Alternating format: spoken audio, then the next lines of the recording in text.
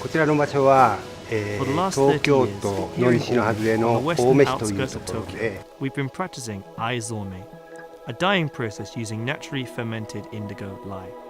Around 1907, synthetic dye was invented in Germany, which then made its way to Japan.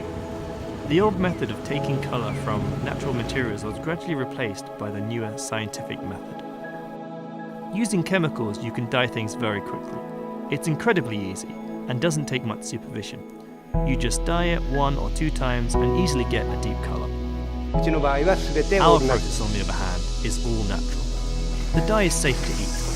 If we need to throw away any leftovers, we could pour it onto the field and it wouldn't cause any damage. Look at the lids and the surfaces. They're the same ones we had when we founded the business. But if you turn the lids upside down, you'll see that they're not blue at all.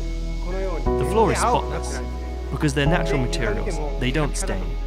We've used everything in our workshop for 30 years, but it's still not stained blue.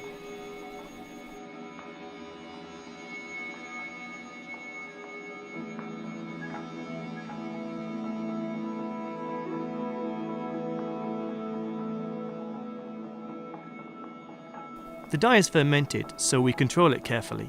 The state of the liquid can change by the minute. We dye things 10 or 15 times to bring out the colour. The dye is a natural, living thing, and just like humans, it can feel bad or feel good. It can get hungry or feel tired. The bacteria in the indigo changes every day. The way we detect those changes is of course by using our 5 human senses. We observe the surface with our eyes, touch the liquid to see if it's warm or cool, check the viscosity, smell it, taste it, check the bitterness, and the subtle sweetness within.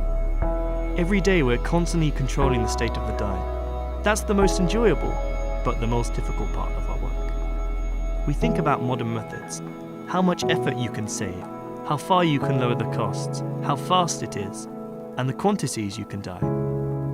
But we also think about how close we can get to Edo techniques, how to increase our fermentation quality, and how to improve the performance of our dyeing. If we take jeans as an example, they're easily marked and their colour fades. The difference between that and the longevity of the dyed fabrics made using our technique is like night and day. A practical advantage is that our fabrics repel insects. They're not prone to mould. In the past, when people stored important items in the closet, they would always wrap them in indigo dyed cloth. The design and materials all showcase Japanese characteristics. We don't cut corners at any stage. We're perfectionists.